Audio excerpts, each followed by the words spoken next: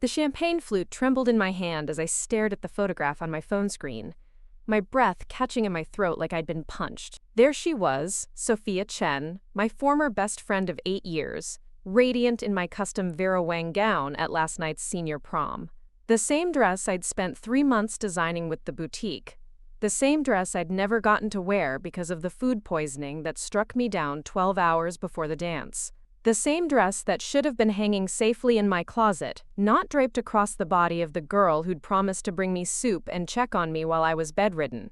Before we jump back in, tell us where you're tuning in from, and if this story touches you, make sure you're subscribed, because tomorrow I've saved something extra special for you. My grandmother's art gallery opening buzzed around me with the chatter of collectors and critics, but their voices faded to white noise as I scrolled through more photos on Instagram.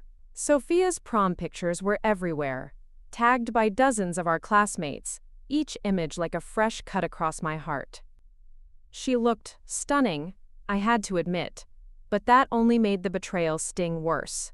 The intricate beadwork caught the light perfectly, the silk flowing just as I'd imagined it would when I'd sketched the design in my art portfolio months ago. The worst part wasn't even that she'd worn my dress, it was that she'd lied about it. When I'd texted her that morning asking how prom went, she'd responded with a casual, boring wish you'd been there, followed by a heart emoji. No mention of the fact that she'd somehow gotten hold of my custom gown and paraded around in it all night. No acknowledgement that she'd violated the most sacred rule of friendship. I felt physically sick, and it wasn't the lingering effects of whatever had kept me home the night before. I ducked into the gallery's bathroom, my reflection in the mirror showing a girl who looked nothing like the confident artist everyone expected me to be tonight. My black cocktail dress suddenly felt cheap and ordinary compared to the masterpiece I'd seen Sophia wearing. Tonight was supposed to be my debut, the night my grandmother finally unveiled my paintings to the San Francisco art world. At 17, I was the youngest artist ever featured in Elena Vasquez's gallery, but all I could think about was how my supposed best friend had stolen my moment of beauty and made it her own. My phone buzzed with a text from my mom. "Sweetheart, you look pale. Everything okay? The Times critic just asked about your influences." I forced myself to take a deep breath and splash cool water on my face. I couldn't let Sophia's betrayal ruin the most important night of my artistic career. My paintings had been 3 years in the making, each canvas a piece of my soul poured out in oils and passion. This was my dream, not hers to take. But as I walked back into the gallery, past my series of portraits depicting the complexity of female friendship, I couldn't shake the feeling that everything had changed. The painting at the center of the collection showed 2 girls on a beach, their hands intertwined as they watched the sunrise. I'd painted it thinking of Sophia and me, all those mornings we'd snuck out to Ocean Beach to watch the dawn break over the Pacific. Now looking at it made me feel foolish and naive. My grandmother approached, her silver hair gleaming under the gallery lights, concern etched across her weathered face. "Mija, what's wrong? You look like you've seen a ghost." Elena Vasquez was a force of nature in the art world, a woman who'd clawed her way up from poverty in Mexico City to become one of the most respected gallery owners on the West Coast. She didn't tolerate weakness, but she also had an uncanny ability to sense when something was genuinely wrong. "It's nothing, abuela, just nervous about tonight." The lie came easily, but she saw right through it. She always did. That's how she'd built her empire, reading people like paintings, understanding the layers beneath the surface. "Don't lie to me, Valentina. I have watched you prepare for this night for months. This isn't nerves, this is heartbreak. What happened?" Her voice carried the authority of someone used to getting answers, but also the warmth of the woman who'd raised me after my parents died in a car crash when I was 12. I showed her the photos on my phone, watching her face transform from confusion to understanding to fury. "That little brat," she muttered in Spanish, then switched back to English. "She stole your dress? How is that even possible?" "I gave her my spare key last month when she was house-sitting while you were in New York," I explained, feeling stupid for trusting her. "She must have taken it then. But abuela, I can't think about this right now. Tonight is about my art, about our gallery. I won't let her ruin this for us." But even as I said the words, I knew it was too late. The damage was done, not just to my trust but to something deeper. That dress wasn't just clothing. It was a symbol of everything I'd worked toward. I'd saved every penny from my part-time job at the coffee shop to afford it. I'd spent hours with the seamstress, perfecting every detail. It was supposed to be my transformation from high school nobody to someone who mattered, someone who belonged in the sophisticated world my grandmother inhabited. The gallery opening continued around us, but I felt disconnected from it all. Critics praised my brushwork. Collectors inquired about prices. Fellow artists offered congratulations. I smiled and nodded and played the part of the gracious young artist, but inside I was calculating. Sophia had to have planned this. The food poisoning couldn't have been a coincidence, could it? She'd been at my house that afternoon, helping me get ready, had even made me tea when I started feeling queasy. My stomach dropped as the pieces clicked together. She'd made the tea. She'd insisted I drink it, said it would calm my nerves. And she'd been so understanding when I got sick, so quick to volunteer to stay home with me instead of going to prom herself.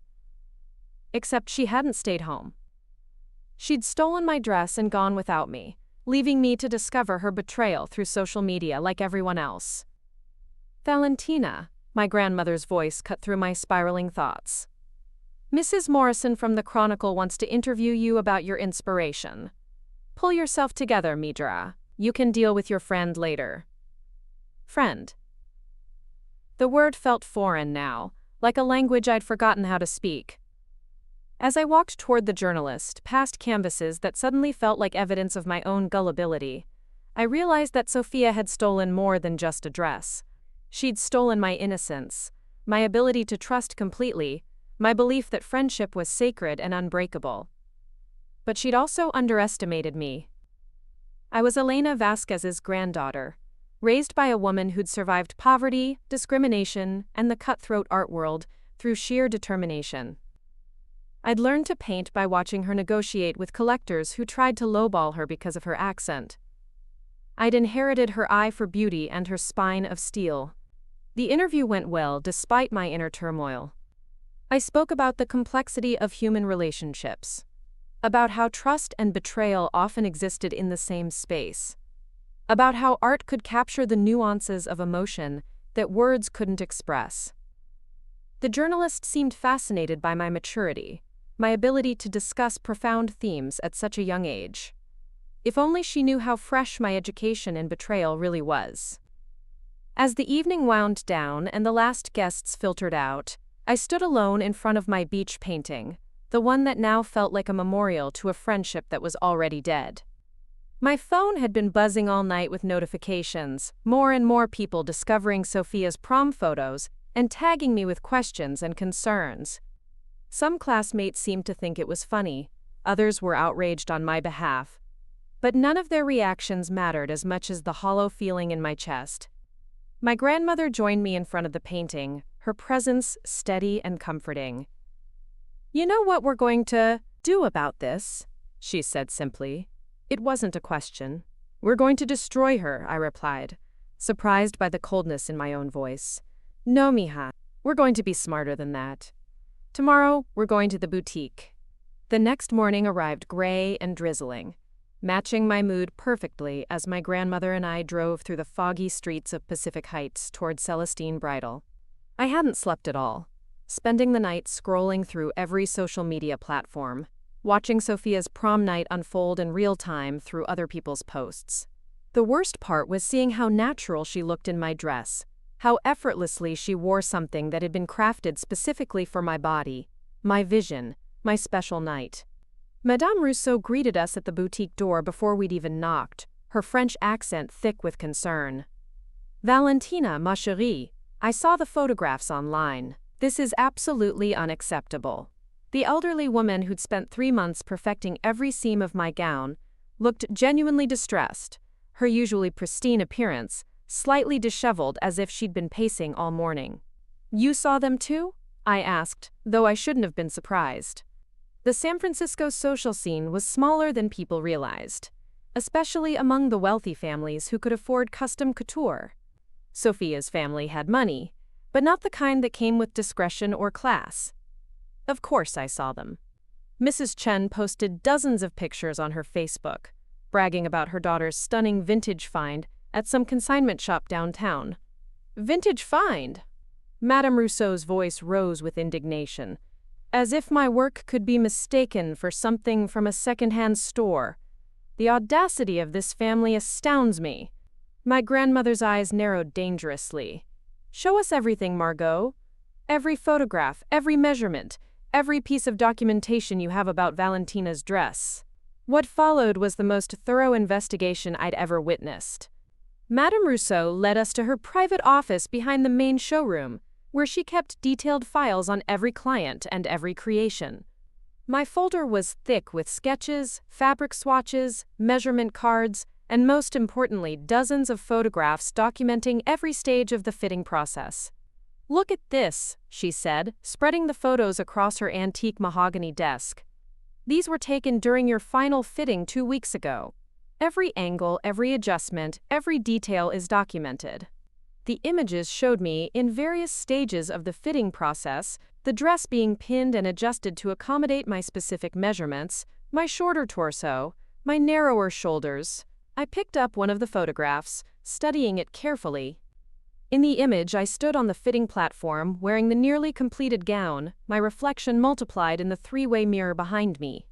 The date stamp in the corner read exactly 2 weeks ago, but what caught my attention was something else entirely.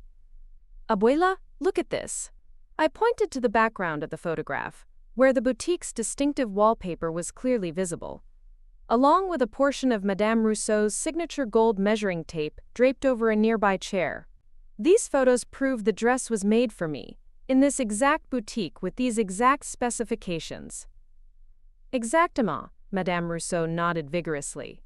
"And I have the receipts, the initial design consultation notes, everything. This dress was created exclusively for you, Valentina. There is no other dress like it in the world." My grandmother pulled out her phone and began taking pictures of everything. "This is evidence, Mija. Documentation that will expose their lie about finding it at some consignment shop." She paused, studying one of the fitting photos more closely. "But we need to be strategic about how we use this information." "What do you mean?" I asked, though I was beginning to understand. My grandmother hadn't built her reputation by being impulsive or emotional. Every move she made in business was calculated, deliberate, designed for maximum impact. Preparing and narrating this story took us a lot of time, so if you are enjoying it, subscribe to our channel. It means a lot to us. Now back to the story. Simply post these photos online and call them liars. What happens? They delete their posts, claim it was all a misunderstanding, maybe even say you gave Sophia permission to borrow the dress. The story dies, and they walk away with their reputation intact while you look petty and vindictive. She was right, and I hated that she was right. So what do? We think bigger, she said with a smile that would have made a shark nervous. "Madame Rousseau, do you still have contacts at Vogue?" The boutique owner's eyes lit up with understanding. "Oui, bien sûr. My work has been featured in their pages many times. But what are you thinking, Elena?" "I'm thinking it's time the fashion world learned about the importance of intellectual property protection, about the serious crime of stealing custom couture designs. And I'm thinking Valentina's story, documented with such beautiful detail, would make for a very compelling article." My stomach fluttered with a mixture of excitement and terror. "You want to take this to Vogue? Won't that seem like overkill?" "Mija, what happened to you isn't just about a stolen dress. It's about theft of artistic vision, about the violation of trust between designer and client, about someone literally stealing your identity and wearing it to one of the most important events of your senior year. This is exactly the kind of story that resonates with people." Madame Rousseau was already reaching for her phone. "I can reach out to Claudia Morrison at Vogue immediately. She's done several features on boutique designers and the challenges we face. But Elena, are you certain you want to pursue this path? Once we involve the fashion press, there's no controlling the narrative." "That's exactly why we need to control it from the beginning," my grandmother replied. "We tell our story first, with our evidence, in our words. We don't let them set the narrative." While Madame Rousseau made her phone calls in French, switching between English and her native language, with increasing excitement, I sat quietly processing the magnitude of what we were planning. This wasn't just about exposing Sophia's lie anymore. This was about making a statement, about standing up for artists and designers everywhere who'd had their work stolen or copied without permission. My phone buzzed with a text from Sophia herself. "Hey girl, sorry I didn't get to check on you last night after prom. It was so boring without you there. Hope you're feeling better." The casual tone, the complete lack of acknowledgement of what she'd done, made my blood boil. I showed the message to my grandmother, who shook her head in disgust. "She's still playing innocent. That makes this easier, actually. The more confident she is that she'll get away with it, the more shocked she'll be when the truth comes out." Madame Rousseau finished her call and turned back to us with a triumphant expression. "Claudia is very interested. She wants to speak with Valentina directly and see all of our documentation. She said cases like this are becoming more common with social media, and Vogue has been looking for an opportunity to address the issue of fashion theft comprehensively." "When does she want to talk?" I asked, my voice steadier than I felt. "This afternoon, if possible. She's in the city for another story and can meet us here at the boutique. She wants to photograph the fitting process documentation and interview both you and me about the creation of the dress." The next few hours passed in a blur of preparation. My grandmother called her lawyer to ensure we were protected legally. Madame Rousseau organized all of her documentation chronologically and prepared a detailed timeline of the dress's creation. I practiced telling my story, focusing on the facts rather than the emotions, though the hurt and betrayal leaked through despite my best efforts. When Claudia Morrison arrived at the boutique that afternoon, she was nothing like I'd expected. Instead of the intimidating fashion editor stereotype, she was warm and approachable, with kind eyes that reminded me of my grandmother's ability to see beneath the surface. "Valentina, I want you to know that your story resonated with me immediately," she said, as we settled into Madame Rousseau's office. "Fashion theft is a serious problem that often goes unaddressed because people think it's frivolous or unimportant. But what happened to you represents something much larger about artistic integrity and the value of creative work." The interview lasted for over an hour.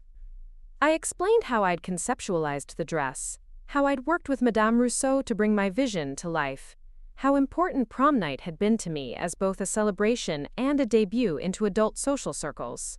I talked about my friendship with Sophia, how we'd grown up together, how I'd trusted her completely. "What hurts most," I found myself saying, "isn't even that she wore my dress. It's that she lied about it afterward. If she'd been honest, if she'd said she panicked and made a mistake, maybe we could have worked through it. But she chose to deceive everyone, including me." Claudia nodded sympathetically. "And the claim about finding it at a consignment shop? That must have been particularly insulting." It felt like she was dismissing not just my investment in the dress, but all the work that went into creating it. Madame Rousseau spent countless hours perfecting every detail. To call it a vintage find from some random shop was like saying anyone could have made it, that there was nothing special about the craftsmanship or the design process. "Show me the photographs," Claudia said to Madame Rousseau, who immediately spread the fitting documentation across the desk again. What followed was a detailed examination of every image, every receipt, every piece of evidence that proved the dress's provenance. Claudia photographed everything with a professional camera, capturing angles that would clearly show the progression from initial sketch to finished garment. "This documentation is extraordinary," she told us. "Most boutiques don't keep such detailed records. It's going to make your case absolutely ironclad." "When will the article run?" my grandmother asked. "We're looking at the online edition first, possibly as early as tomorrow morning, with a longer feature in next month's print issue. This story has everything we need for maximum impact: young artist, custom couture, friendship betrayal, social media deception, and excellent documentation. Our readers are going to be fascinated." As Claudia prepared to leave, she turned back to me with a serious expression. "Valentina, you should know that once this story breaks, your former friend's world is going to change dramatically. Are you prepared for that level of consequence?" I thought about Sophia's casual text that morning, her complete lack of remorse or acknowledgement. I thought about standing in my grandmother's gallery last night, feeling my moment of triumph poisoned by her betrayal. I thought about all the other young artists who might face similar theft of their creative work. She made her choice when she stole my dress and lied about it, I said firmly. I'm just making sure the truth comes out. I woke up the next morning to my phone vibrating incessantly on my nightstand. The Vogue article had gone live at 6 a.m. Pacific time, and the response was unlike anything I could have imagined. The headline read, "The Custom Couture Theft That Reveals Fashion's Darker Side, a Young Artist's Prom, Dress Stolen by Her Best Friend." And within hours, it was trending across every social media platform. My grandmother knocked on my bedroom door, entering with coffee and a satisfied smile. "Misha, you need to see this. The article has been shared over 50,000 times already, and it's only been live for 3 hours. She handed me her tablet, where I could see the comment section exploding with outrage on my behalf. "People are furious," I said, scrolling through hundreds of responses. Fashion designers, artists, and regular readers were all expressing shock at Sophia's deception. Several prominent designers had already shared the article with their own commentary about protecting artistic integrity. Look at this comment from Stella McCartney's team. The comment read, "This young woman's experience highlights exactly why we need stronger protections for custom design work." What happened to Valentina is not just friendship betrayal, it's intellectual property theft. The validation from someone of that caliber felt surreal, but the real shock came when I opened Instagram. Sophia's account, which had been public the day before, was now private. Her prom photos had been deleted, along with her mother's Facebook posts about the vintage find. Too late, though. Screenshots were circulating everywhere, side by side with Madame Rousseau's fitting photos that clearly showed the dress being created specifically for me. My phone rang with an unknown number. "Valentina, this is Rebecca Santos from Good Morning America. We'd love to have you on the show tomorrow to discuss your story. Would that be possible?" The media requests came flooding in after that. CNN, The Today Show, local San Francisco news stations, fashion bloggers, podcasters. Everyone wanted to hear about the girl who'd exposed fashion theft with impeccable documentation and the support of Vogue magazine. My grandmother fielded most of the calls, her gallery experience making her a natural publicist. The most satisfying call came from Celestine Bridal. Madame Rousseau was practically breathless with excitement. "Valentina, ma chérie, you won't believe what's happening. I've had inquiries from 12 new clients just this morning, all wanting custom work with the same level of documentation and security we provided for you. This terrible situation has actually become the best advertisement we could have asked for." But the real test came that afternoon when I had to face school. I debated staying home, but my grandmother insisted I hold my head high. "You did nothing wrong, Mija. You're the victim here, and more importantly, you're the one who stood up for yourself with intelligence and grace." Walking through the halls of Pacific Prep felt like stepping onto a movie set.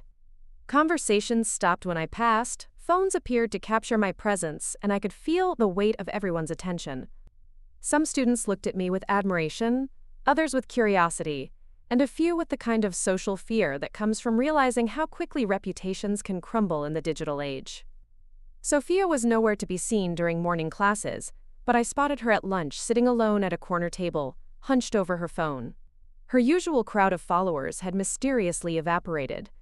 I felt a moment of something that might have been pity, until I remembered her casual text yesterday morning, still pretending nothing had happened.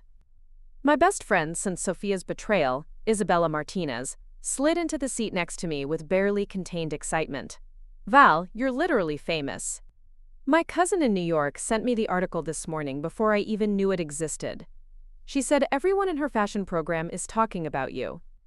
"It feels surreal," I admitted, picking at my salad. "Yesterday I was just angry about a stolen dress. Now I'm apparently the poster child for artistic integrity." "You deserve this recognition," Isabella said firmly. "What Sophia did was disgusting, and the way she lied about it afterward was even worse. But more than that, you turned something horrible into something powerful. You're inspiring other people to stand up for themselves." The afternoon brought an unexpected visitor to the school. Mrs. Chen, Sophia's mother, had requested a meeting with me in the principal's office. I found her there looking haggard and desperate, a far cry from the polished socialite who'd been bragging about her daughter's vintage find just days earlier. "Valentina," she began, her voice shaking slightly, "I need to talk to you about this misunderstanding. Sophia found that dress at a consignment shop, just like we said. This whole thing has been blown completely out of proportion." Principal Matthews, who'd been following the story online like everyone else, gestured to his computer screen where the Vogue article was displayed. "Mrs. Chen, the evidence is quite clear. The boutique has documentation showing the dress was custom-made for Valentina. There's no misunderstanding here. But surely there's some way to resolve this privately," Mrs. Chen pressed on. "Sophia is devastated by all the negative attention. Her college applications could be affected. This could ruin her future." I felt a surge of anger at the audacity of her request. "Mrs. Chen, Sophia stole my custom dress and lied about it publicly. She could have ruined my relationship with the boutique, damaged my reputation, and caused legal problems for everyone involved. She made these choices, and now she has to face the consequences. We're prepared to pay for any damages," she said desperately. "The cost of the dress, compensation for your distress, whatever you think is fair." "This isn't about money," I replied, my voice steady despite my racing heart. "This is about integrity and accountability. Sophia had multiple opportunities to tell the truth, even after I got sick. Instead, she chose to deceive everyone, including me." Principal Matthews cleared his throat diplomatically. "Mrs. Chen, I think it would be best if Sophia focused on making genuine amends rather than trying to manage the public relations aspect of this situation. Perhaps a sincere public apology would be a good starting point." The meeting ended without resolution, but I left feeling stronger than I had in days. Seeing Mrs. Chen's desperation had crystallized something for me. This wasn't just about my stolen dress anymore. It was about refusing to let people minimize the seriousness of their actions or escape consequences through wealth and social connections. That evening brought the most unexpected development yet. Sophia herself finally called me, her voice thick with tears. "Val, I'm so sorry. I never meant for any of this to happen. I was just scared, and I made a stupid decision, and then it got out of control." "You poisoned me," I said quietly, the realization having solidified over the past 2 days. "You put something in that tea to make me sick so you could steal my dress." The silence on the other end of the line stretched for nearly a minute. "It wasn't poison," she finally whispered. "It was just laxatives. I thought you'd just be uncomfortable for a few hours, not actually sick enough to miss prom." "You planned this," I said, my voice eerily calm. "You deliberately sabotaged me so you could wear my dress. And then you lied about it to everyone, including your own mother. I know how it sounds, but I was desperate. My family spent so much money on prom tickets and dinner reservations, and I didn't have anything to wear that would compete with all the other girls' dresses. When I saw yours hanging in your closet, it was like a sign." "A sign to drug your best friend and steal from her?" "It wasn't supposed to go this far," she sobbed. "I was going to tell you eventually, maybe laugh about it later. I never thought you'd find out through Instagram, and I definitely never thought it would become this huge news story. You had every opportunity to tell the truth, Sophia. When I texted you the morning after prom, when the photos started circulating, when your mother started bragging about your vintage find, you chose to keep lying." "I was scared," she repeated weakly. "Well, now you have something real to be scared about," I said, and hung up. 2 weeks later, I stood in Madame Rousseau's boutique for a very different kind of fitting. Vogue had commissioned her to create a new dress for me to wear to their upcoming Young Artists Gala in New York, where I'd be honored as an emerging voice in the intersection of fashion and fine art. This dress would be mine alone, documented and photographed every step of the way, a symbol of reclaiming my narrative. Sophia had issued a public apology on social media, admitting to taking my dress without permission and lying about its origins. She'd been quietly removed from the prom court, lost her position as student body treasurer, and according to Isabella, was being investigated by the Honor Council for academic dishonesty in other areas.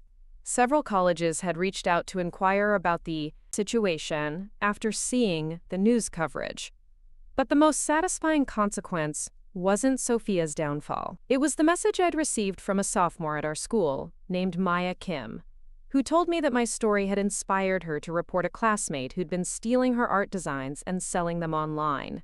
3 other students had come forward with similar stories of creative theft, and the school was implementing new policies to protect student intellectual property. As I stood on the fitting platform in my new gown, a creation even more stunning than the stolen one, I realized that Sophia had actually done me a favor. She'd forced me to find my voice, to stand up for myself with courage and intelligence, to turn victimization into empowerment. She'd taught me that I was stronger than I knew, and that the truth, properly documented and strategically shared, was the most powerful weapon against deception. My phone buzzed with a text from an unknown number. One final message from Sophia: "I hope you're happy now that you've destroyed my life." I deleted it without responding and turned back to the mirror, where my reflection showed a young woman who'd learned that sometimes the best revenge isn't revenge at all. It's simply refusing to be diminished by someone else's choices, and turning their betrayal into your breakthrough. 6 months later, I walked across the stage at graduation as valedictorian, my speech focusing on the power of truth and the importance of protecting creative integrity. The audience gave me a standing ovation, and I could see my grandmother in the front row, tears streaming down her face with pride. What had started as the worst betrayal of my teenage years had transformed into a platform that launched my entire career. The Vogue feature had opened doors I never could have imagined. Fashion schools across the country offered me full scholarships, impressed not just by my artistic talent but by my ability to stand up for myself with grace under pressure. I'd chosen Parsons School of Design in New York, where I'd be studying fashion design with a focus on intellectual property law, determined to help other young artists protect their work. Celestine Bridal had become one of the most sought-after boutiques in California, with a waiting list stretching into next year. Madame Rousseau had hired 2 additional seamstresses and implemented what she called the Valentina Protocol for documenting custom work. She'd even named a new dress design after me, though I insisted she call it The Truth instead. My art career had flourished as well. The gallery opening that had been overshadowed by Sophia's theft now seemed like a distant memory, replaced by exhibitions in New York, Los Angeles, and even one planned for Paris. Critics praised my work for its emotional depth and technical skill, but more importantly, they recognized my voice as authentic and uncompromising. Sophia had transferred schools midway through senior year, unable to handle the social fallout from her exposed deception. I'd heard through mutual acquaintances that she was doing well at her new school, hopefully learning valuable lessons about honesty and integrity. I genuinely hoped she was, because despite everything, I didn't wish her permanent harm. I just wished her wisdom. The strangest gift from the entire experience was discovering who my real allies were. Isabella had stood by me completely, as had several other classmates I'd barely noticed before. My grandmother's unwavering support had shown me what true family loyalty looked like, and Madame Rousseau had become an unexpected mentor in both fashion and life. Standing in my apartment in Greenwich Village, looking out at the city that would be my home for the next 4 years, I thought about that night in the gallery when I'd first seen those photos of Sophia in my dress. The girl who'd been devastated by that betrayal felt like a stranger now. She'd been replaced by someone stronger, someone who understood that setbacks could become setups for something better. My phone buzzed with a text from a fashion blogger wanting to interview me about my upcoming internship at a major design house. As I scheduled the interview, I smiled, thinking about how Sophia's attempt to steal my spotlight had ultimately illuminated a much brighter path than I'd ever imagined possible. Sometimes the worst thing that happens to you turns out to be the best thing that could have happened. Sometimes people who try to tear you down end up building you up stronger than you ever were before. And sometimes a stolen dress becomes the thread that weaves together an entirely new destiny. Up next, you've got 2 more standout stories right on your screen. If this one hit the mark, you won't want to pass these up. Just click and check them out.